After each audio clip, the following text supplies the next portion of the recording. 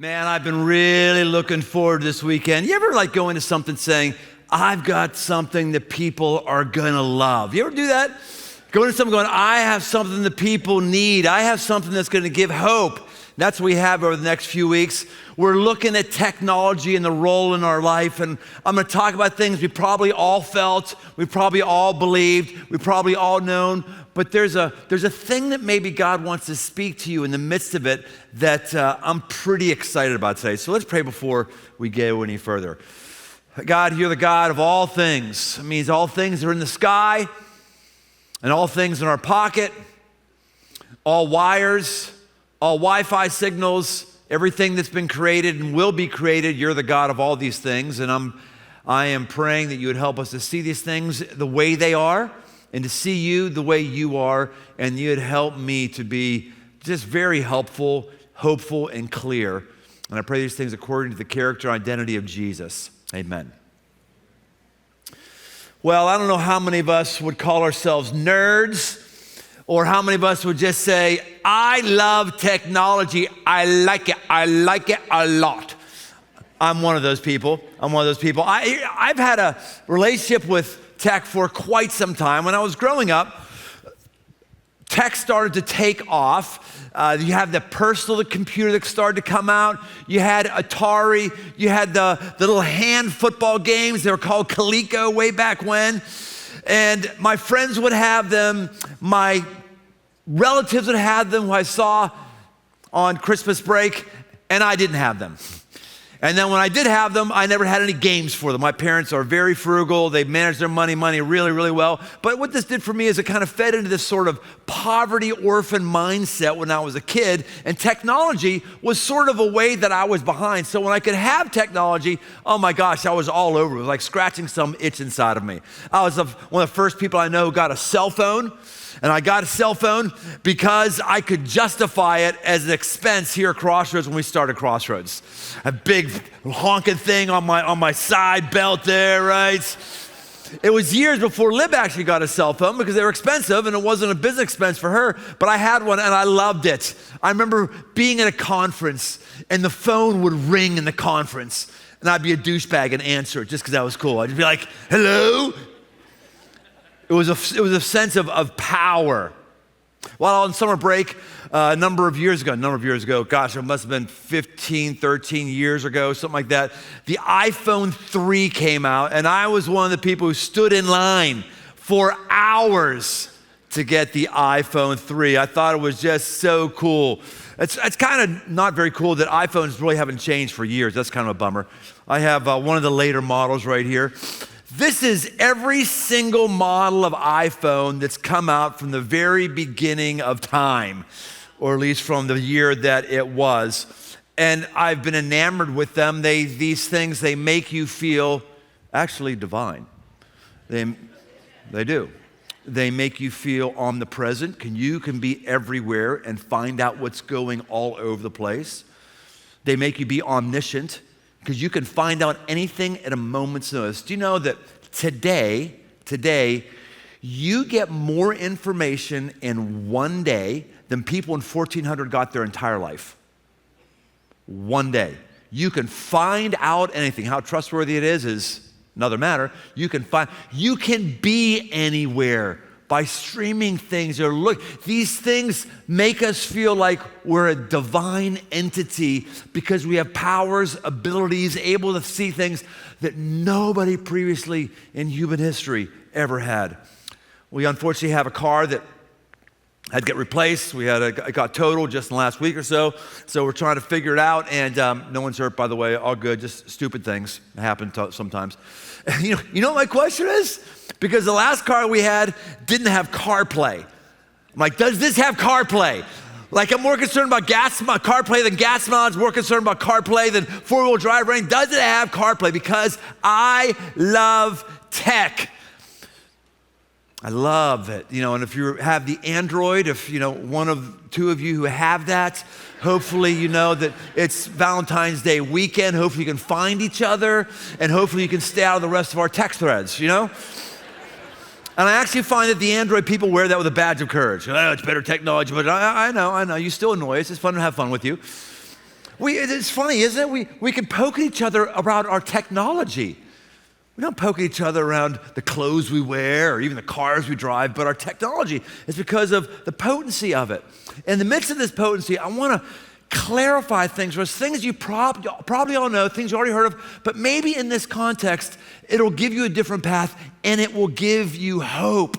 It'll give you something else to sink your teeth into. Ephesians 5, verse 14 says this, "Awake, you sleeper, rise from the dead, and Christ will shine on you."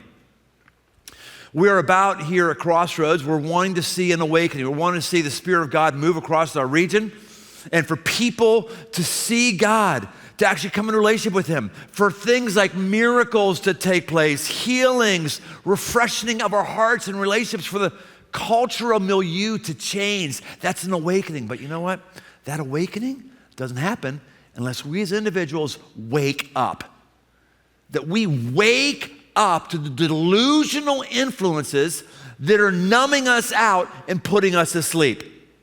There is a digital world that actually affects and infects the spiritual world, and void of you being aware of this and being aware of the schemes of an evil entity who wants to hurt us, numb us, isolate us, divide us, depress us, anxiety us. Without knowing that, you can't go forward. There is a price for your device.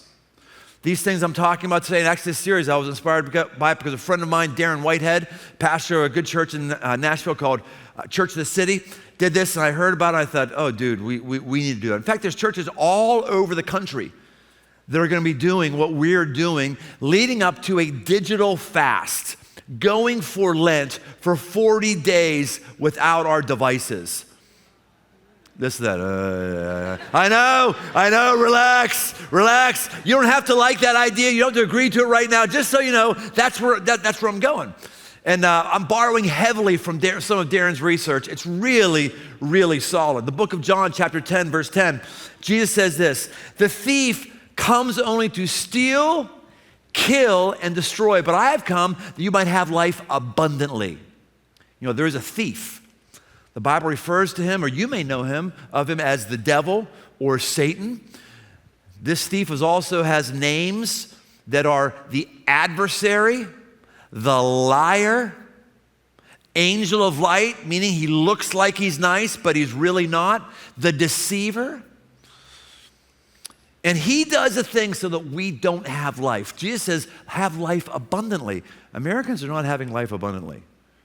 There isn't a social indicator that's positive and up and to the right. Every single one I've ever seen is down going left. Anxiety, depression, insomnia, bitterness, all of it is in much higher levels than has ever been in measured history in America and in the world.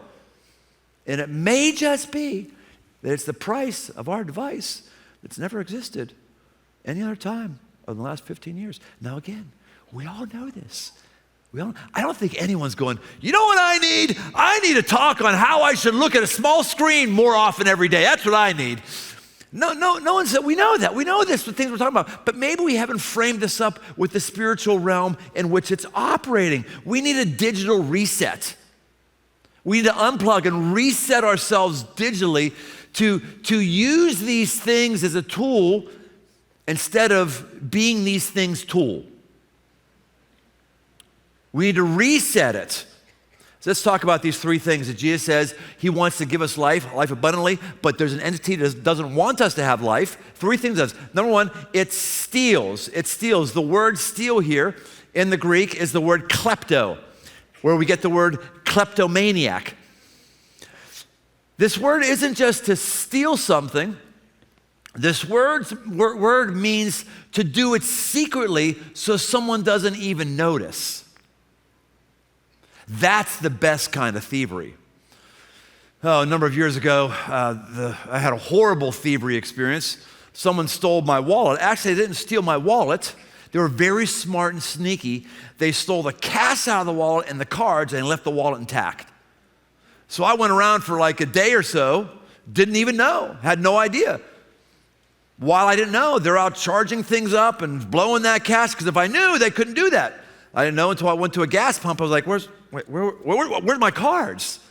Sneaky, amazingly sneaky. This is what was taking place in the Greco-Roman world. It meant to steal in a stunningly clever way. Genghis Khan and the Mongols, they wouldn't just overwhelm the entire world by brute force. What they really enjoyed was tricking people.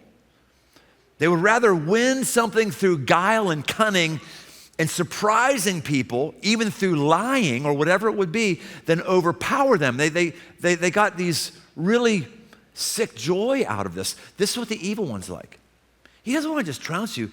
He wants to steal from you in ways that you don't even know and you don't even see it coming. I believe that that's what he's done with this. He's stolen from this. Let's just talk about things that are different over the last 10 to 15 years. What do people do when they're in a group of, say, 6 people, and 2 people in that group of 6 people seem to be talking for like about 30 seconds. It's just them, and the other 4 people aren't involved. What do the other 4 people do? Or at least half of the other 4 people. I'm not involved for 30 seconds. Like right in front of them. Like, that's really weird. We understand in all of anthropological history, no one would have ever done that. I'm here with real people who are talking. The limelight isn't on me for 30 seconds, but I'm bored. Boom, I come up doing phone. Friends, that is weird. More than I want to admit it. The price of my device is that I text while I'm in the car, and I don't only do it when I'm sitting at a red light, and it's horrible. It's awful. I'm an awful person when I do that, and yet I've still done it. There is a lure to this. There's a power to this device. I used to be able to drive someplace one time, and I could always get there no matter where I was from. I would tell somebody, how do I get there? And they say, well, here's how you do it. They tell me I'd write it down on pencil and paper. I'd write it down. Then later I got a Palm Pilot, because I was a techie guy. And remember Palm Pilots? It was basically pencil and paper where you would have a to-do list, and you'd have notes, and you have your calendar. So I'd write it down in my Palm Pilot or on paper. Or then when it got really cool, you go to this thing called the World Wide Web, and you go to MapQuest, and you type it in, and then you print it out, and you take it with you, right? I would do that once, I would know how to get there. Now, I have no idea how to get places without my phone. Last week, I went over to my daughter and son-in-law's house. They've lived in this house for, 2 years, so I've been over there dozens of times. And I was going over, and it's really embarrassing. But you try this stuff sometime. And they live 12 minutes away from me. I'm just going to drive over. I don't need to put it in my address. Would you believe I got their street in a problem, but I couldn't find their house on the street? I'm not going too far enough. Did I go past it? Circle, went back and forth in the same street, and finally I texted her, said, hey, sweetie, would you please send me your address? Neurologists, neuroscientists tell us it's because we become so needing these things for directions. There's parts of our brain that have gone dead, and they just don't work the way they used to work anymore. We're being stolen from. Is this really by accident? I don't think it's by accident. I think there's actually a sinister force behind this. The attention span that we have is 8 seconds. A goldfish is 9 seconds. My family calls me the goldfish because I have a really bad memory. We'll get into that in just a moment. Actually, the human attention span has dropped from 12 seconds in 2000 to 8.25 seconds in 2015, shorter than a goldfish. Catherine Price wrote this about the formation power of the cell phone and how to break up with your cell phone. She says this: if you wanted to invent a device that could rewire our minds, if you wanted to create a society of people who are perpetually distracted, isolated, and overtired, if you wanted to weaken our memories and damage our capacity for focus and deep thought, if you wanted to reduce empathy, encourage self-absorption, and redraw the lines of social etiquette, you'd likely end up with a smartphone. That's what's happened. We've been stolen from. It's been a sinister plan that an evil entity enacted, and we don't even know what's happening. We're surprised by it. Wake up and our culture is different. The enemy wants to distract. He wants to steal from us. And it happens all the time. The way he does it is he wants to take our time and our attention. Some of us are so focused on not losing our money in any way, shape, or form. But really, your time and your attention is way more valuable than your money. It's your soul. Your money isn't your soul. Your time and attention, where you put your money, that's your soul. And so it happens regularly and consistently for most of us every day. I wake up and I used to have this old school alarm that some of you, for the digital reset, you might want to bring out that old school alarm that would go something like, you know. It's really awesome to wake up to that sound. But it's also awesome that when you turn it off, it's off. I use this phone for my alarm. It's awesome. My wife hates this, but I've made this my ringtone for my alarm, a John Legend song. Good morning, love. It's my favorite love song. I waited all night long. Good morning. That's awesome. I love it. I reach over, squeeze her. She hates it. Makes me like it even that much more. That's great. No problem with John Legend. You can do that, right? You buy that John Legend song for your thing. It's pretty cool. But here's the problem. That thing rings, and I get up, and it's like, oh, I got any texts? What's the weather? I look at the weather, and it quickly devolves into, let's check Insta. I go in Insta. I go, oh man, phew. Cool four-wheeling things there. Which leads me right into hunting videos. Oh, it's awesome, 200-point buck. It's awesome, that's great. Which leads me into a perfectly placed ad for a manly shirt that fits my brand. Ooh, I should buy that. I need that. Which leads me right into a video of somebody saying something real aggressively about how somebody who has different thoughts than I do, how they're stupid, and they get slammed. Which leads me right into another humorous thing where a mom takes an egg and slams it on her kid's forehead and they freak out. Which leads me right into Rock and Roll Hall of Fame where, what was it Tom Petty did? Play my guitar gently weeping, steal my guitar gently weeping, with Prince, who comes in and does a guitar solo, and it's so good, I have to watch it 3 times. By the way, just check that out, Rock and Roll Hall of Fame, Tom Petty and Prince, you're welcome. It's unfreaking believable. It's amazing. Anyway, I go down this rabbit hole. That's my rabbit hole that's specially queued up for me, and the world has given you a cue that's going to take you down the rabbit hole. Before you know it, now I'm going to go like, okay, now I'm going to have my time of prayer. I'm going to interact with God, but I've already had so many stupid things filling my mind. Now I got to detox from all that stuff before I can actually hear from God. We are what economists would say, we are in an attention economy. Bitcoin isn't strange. What's strange is we're the coin in the attention economy. Tristan Harris, who was a product philosopher at Google, he says this: the tech industry is in an arms race for people's attention. As a general rule, with most of technology, it is intentionally designed and engineered for distraction and addiction because that is where the money is. Jesus says you can serve me or you can serve mammon, which is the personal term for money. These devices don't exist to serve us. They exist to serve the profit of companies. That's what they exist for, period.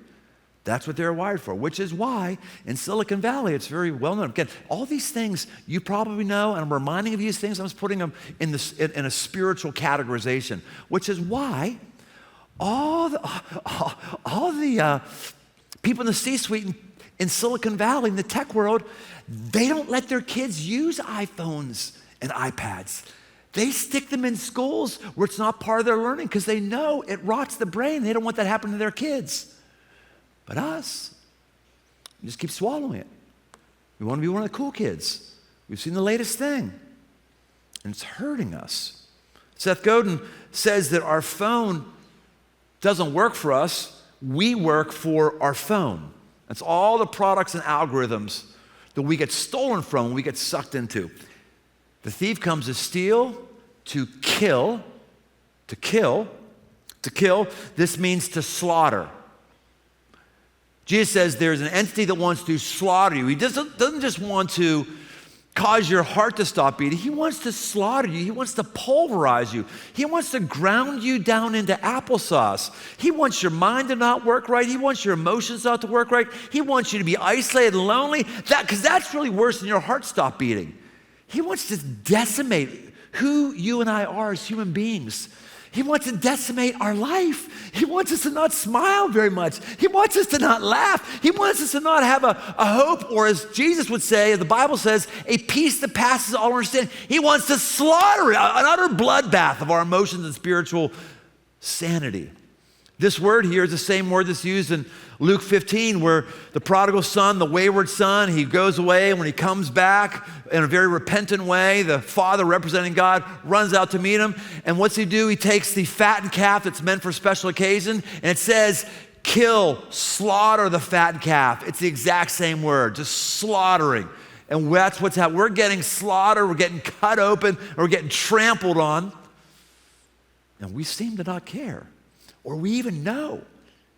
And if you hear all this today and you say, I know this, and you can't change anything about your device, it says something about how sinister we're being stolen from and how things have been crushed with us. Just some stats. Again, we've all probably heard this, but let's go over it again. So many of these is things to research, and I just had to start chopping them down, but here's some. Adolescents who spend 3 hours a day on social media had a 60% increased risk of mental health.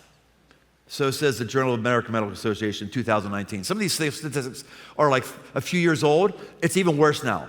Over the last few years, it's gotten worse and worse and worse. Teen suicide rates increased by 56% between 2007 and 2015. Teens who spend 5+ hours a day on electronic devices were 71% more likely to have at least one suicide risk factor. Enough about teens, okay? They're just the most vulnerable because when you're a teenager, you're more prone to peer pressure than adults are. Your brain is less formed. I don't mean you're stupid, I just mean it's a bit harder, which is why there's a lot of effort to come against this and protect teens from what these devices are doing. One of the fascinating studies I saw was that when teens are polled and said, would you like your parents to take away your device? They almost all say, no, I wouldn't want that at all. When they're asked, would you like all parents to take all teens' devices? They go, yes, I would like that. Because then they know they're not cut out of the social loop. They're not banned from their social circles. They're on even footing. These things are exasperated with teenagers, but us as adults, or me as a 59-year-old, whatever age you are, younger than a teen, older than a teen, these are affecting all of us. Let me keep going here. Excessive screen time is linked to a 30% increase in obesity risk because of sedentary lifestyle. That comes from the Harvard School of Public Health. 61% of young adults, that's 18 to 25, report feeling lonely due to decreased face-to-face interactions. 70% of couples report that the phones interfere with their relationships, leading to lower satisfaction. 90% of Americans use screens before bed, reducing melatonin production by up to 50%, leading to increased insomnia and fatigue. Yes, there's more bags under the eyes of Americans now than ever before in history because of this device that's stealing from us and it's slaughtering us. When you can't get a good 8 hours or whatever you get at night, when you can't get it, and this is effective, it's precious, it's everything, it's your health, it's a way to combat depression and anxiety, it's all those things. You've got problems with depression and anxiety, and job number one is to sleep well. Job number one. And this thing keeps us from sleeping well. Multiple studies in the United States, Turkey, and the United Kingdom have found that more exposure to these things leads in negative effects in anxiety, depression, social anxiety, low self-esteem, narcissism, insomnia, and decreased sleep. 1 Peter 5:8 says this, be alert and sober-minded. Your adversary, the devil, prowls around looking for somebody to devour. Resist him. He prowls around like a roaring lion. Resist him. All the things I'm saying right now, it's roaring at us.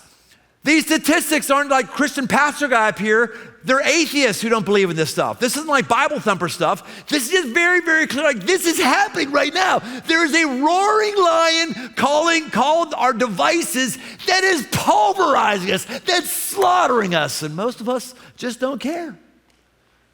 We'd rather have instant access to the being a deity and recognize this may not be serving me well, let alone serving my relationship with God well at all.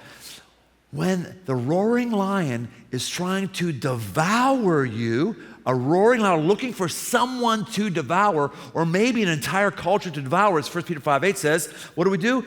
We resist him. And the idea of devour, it's the idea of swallowing up. These devices are swallowing us up. The thought of being without our devices and losing them is, oh my goodness. The thought of me taking a dump without my phone, horrible. Horrible. Haven't taken a dump without my phone, I don't know how long. You don't know, could I even do it anymore? I don't know if I can even do it anymore. Not sure. Weird. When we do this fast, it's going to start in a few weeks. So we're just spending a couple weeks. It's like getting ready to count the cost, figuring out if I want to do this. And by the way, you will decide what your reset looks like. You'll decide what you want to cut out. You'll decide for you. It's your decision. But why are we going to do this? We're going to do this because here at Crossroads, we do hard things. We do hard things. We do hard things. We do hard things. We do hard things like give above and beyond what we regularly give, for all the territory that God has given us and changing our lifestyles. Those of us who do hard things that actually make commitments to the 10X push and are actually fulfilling those things, that's a hard thing. That's why a lot of people didn't do it. For us, we do hard things because Jesus tells us to do hard things. This will be unbelievably hard. Unbelievably, and that's exactly why we're going to do it. And I don't want to do it. But I'm reminded that I'm going to do it because I do hard things. This will be harder than any elk hunt I've ever done. And this is one of those areas where I'm going to do it right with you. I didn't do it before you. I haven't tried it and checked it out. And now I'm trying to get you to do it. No, we're going to do it in real time. And it's going to be hard and it's going to be beautiful. It's going to be life-changing. If for no other reason than sticking a finger in this thing and going, you don't own me. You will not steal from me. You will not slaughter me.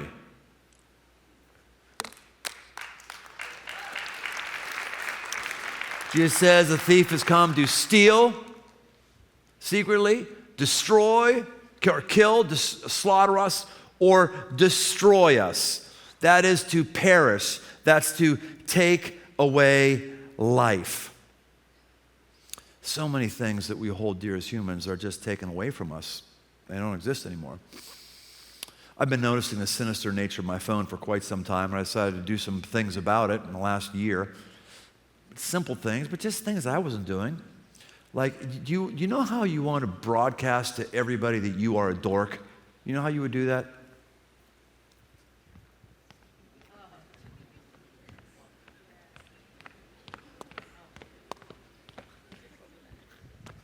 And I can't believe I've been a dork for years. I've been a dork for years. Like, I don't know what I'm doing. Like, do I think that I have to multitask by walking and I have that many important things to do? I have to save that time? Do I feel like I'm missing out? Or here's what's even more sinister. Am I becoming afraid of looking at strangers and smiling and saying hello? Oh my gosh, it's horrible. When this sunk in, I'll walk and talk on the phone. But like, it's been months now, like, no, I'm not walking and texting. I'm not walking and looking. No. I'm walking like, hey, how you doing? Of course, they don't come, oh, good, great. It's good, it's beautiful. Just walking. Hey. Mind-blowing. When's the last time you said hello to somebody you don't know passing by in the street? You'll see somebody about lose their mind when it happens, and they'll like it at the same time. This just doesn't happen for most of us anymore. Seth Godin, who was an early pioneer in understanding how technology is affecting us as human beings, says your smartphone has two jobs. On one hand, it was hired by you to accomplish certain tasks. In the scheme of things, it's a screaming bargain and a miracle. But most of the time, your phone works for corporations, assorted acquaintances, and large social networks. They've hired it to put you to work for them. You're not the customer. You're the product. Your attention and your anxiety is getting sold cheap. When your phone grabs your attention, when it makes you feel inadequate, when it pushes you to catch up, to consume, and to fret, it's not working for you, is it? On demand doesn't mean you do things when the device demands. How many of us get the phantom buzz? You know? You feel like our muscles twitch, you know? Like, no, I don't know. Like, right? You guys it's like, you feel the twitch because you have it so often and you're just paranoid of missing it and you find weird. Really, really weird and really unhealthy. The thief comes to steal, kill, and destroy a flourishing life. I've come that they might have life and have it to the full. That's another translation.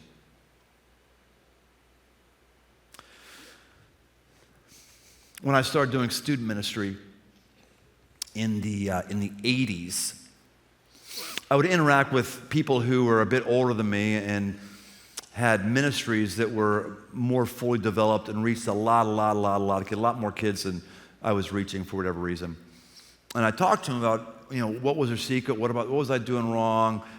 What were they doing? And I heard regularly, he said, Brian, you may not be doing anything wrong, but here's the thing. Like they said in the 70s and the 60s, the reason why our student ministries could be really, really big is that there wasn't anything else going on in culture. So you could play football, you could be a cheerleader, you could be in the band, maybe chess club, that was it. There wasn't extracurricular stuff that was happening. There wasn't stuff going on Sunday mornings. Now, of course, we have youth leagues and all that stuff. An atheist who was a coach in the 80s didn't want to work on Sunday morning either, but now we all do. It's said, so the reason our ministries were so big was because kids didn't have anything else to do. There was nothing competing for their attention. They were like, oh, something for me to go do? Wow, something I can go hang out with people? Got nothing better else, and we'll go. That's what they tell me. Well, you think about that today, if you want to see an awakening, a sweep of God's Spirit across the nation, how might the adversary stop that from happening? From making us so busy that we think we don't have time to go hear someone talk to me and to hear music that might uplift my heart. Because I don't have to any longer go someplace where someone's planned something. I just have to stare at this for 6 hours straight and think I'm getting something done and getting myself amused. Can you see the sinister nature of it? It's dividing us. It's separating us. It's keeping us from God. So here's what we're going to do. So I'm encouraging you to do 3 things. Number 1, make your smartphone dumb. Eliminate apps for 40 days because it's going to be Lent. Lent is a season that Christians historically from all over the globe have said, for 40 days, I'm going to not do with something. I'm going to do without something because I want to take that time and energy to think about God and to sacrifice a little bit because Jesus sacrificed for me. That's what Lent is supposed to be, not like I'm just going to get rid of chocolate because I like it and I don't want to have it anymore. It's supposed to be, I'm flushing something from my system that may be keeping me from God, and I want to spend that energy thinking about God, talking about God. So for Lent, for that day, we're going to flush our system, detox our system of certain digital things. And so you decide on your smartphone what you want to delete for 40 days to make it dumb. You probably want to keep your weather app on there. You want to keep your text message app on there. There's a number of things on there, but make it dumb. Number 2, eliminate all other screens for personal use. Like, when's the last time you just said, let's just try to get rid for personal use? You can't do this for work. You know, if you're a movie critic, you got to watch movies. If you got an email account at work, you got to stare at a screen to do your email at work. But we don't have to be checking in on our email on our day off when we're taking a dump. Don't need to do that. Number 3, limit your digital tools to apps during work hours. Another way to look at it is this. You can either be a tool, or use this as a tool. And most of us, unless you're doing something intentionally, we are a tool right now for big corporations and big tech and advertising execs who are owning us, and they're rewiring our brain and dividing us and changing things about everything. Like, it's deep, man, really deep. Like, even down to stuff like back in the old days, I used to give talks to young people at Crossroads who weren't married saying, don't have sex until you get married. I don't have to give those talks anymore because the statistics are pretty clear. People aren't even having sex anymore. Sex therapists would tell you that. Their biggest clientele is 20-something men who, when they get with an actual real woman, they can't get aroused. Because we can get aroused and satisfy ourselves in the middle of a field. It's not like go to 7-Eleven and walk out with a brown wrapper magazine. It's not like my computer, a desktop computer, I'm worried about being busted and being fired from work. No, I can go anywhere and get aroused, male or female, and you think that doesn't affect our interaction with the opposite sex and our heart? Oh my goodness, we're a tool. We're a tool for this. So what might you do? If it's a tool, you'd say, non-work email. Outside of working hours, I'm doing emails. If it's a tool, you go, hey, I'm going to use it as a phone. If you are a tool, you're going to be using social media, which doesn't get you anything. Nothing, except wasting of time. If you want to use it as a tool, text. Text keep you in touch, quick and to the point, that's fine. News apps. I'm eliminating all news apps for 40 days. I'm going to go 40 days without any news. And you know what? I will be just fine, and so will the world. Hello, what do you need? If there's something important, someone will tell me, and it'll probably be more accurate. Every morning I get up, I have a couple news sources I go and I devour, and then I check in during the day. And I'm not helping the world or myself. It's just my need to be in the know and fill up 2 minutes of time instead of maybe praying for 2 minutes.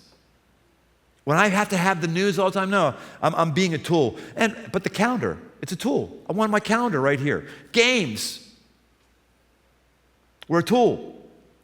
Airline apps, it's a tool. That's helpful. Web browser we're a tool. Endlessly searching things. Using the Crossroads app is a tool. We're going to have special things in the Crossroads app, devotionals over those 40 days. Not only that, I'm testing right now an app that Crossroads is being gifted for free for the 40 days. It's called Aro. It is awesome. It basically gamifies putting down your phone. Those of us who've been trying it, it's amazing, and we'll talk about that in weeks ahead. YouTube video clips. This one's going to hurt for me. I've never seen a YouTube clip I didn't like. I don't know what I'm going to do, not watching car restoration videos or people who kill 200-point bucks with a bow and arrow up in a tree. I don't know what I'm going to do, but I'm going to do it. Camera? No, I need camera. Take picture stuff. When I'm a tool, I'm endlessly looking at Amazon shopping. How much more do we spend because of this? Weather? Good to know what to do. It's a tool. Ephesians 5:14, I'll give this to us again. Awake, you sleeper. Rise from the dead, and Christ will shine upon you. Can we all just admit that maybe we're just a little dead? Can we just see that we're not the person we could be, right? Just forget about culture out there. Do we not see that we just don't have the attention span, the patience, the ability to be silent, the ability to be still? Do you like that? I don't. And I intend to do something about it. I intend to wake up. And I want you to wake up too. And I know if you do, you'll be really, really thankful you did. So we got 2 weeks. We're going to talk about this, and then we're going to start. All right? Let me pray. Lord, you are so kind and patient. Your children are distracted, and yet you hang in there with us, and you're patient. Your children are antsy and consumed with all kinds of things that you don't care at all about, and yet you still are faithful. God, help us to be children who are full of life, children who laugh, children who run, children who look people in the face, children who have a sense of wonder. We trust in you to do that. We commit that that's who we want to be. Amen. Turn your eyes upon Jesus. Look full in his wonderful face.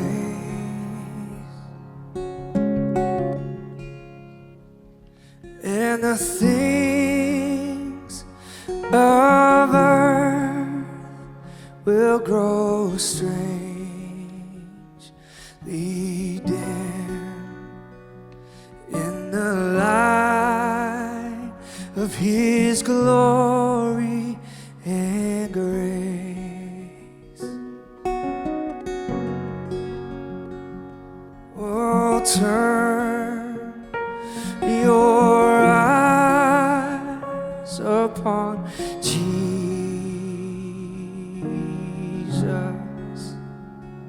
Look full in his wonderful face,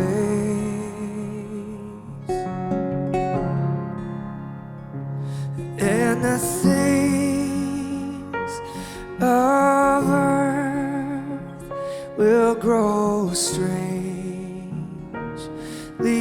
dim in the light of his glory and grace.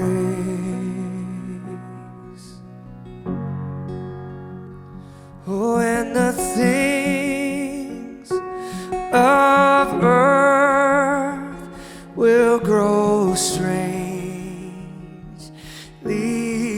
dim in the light of his glory and grace.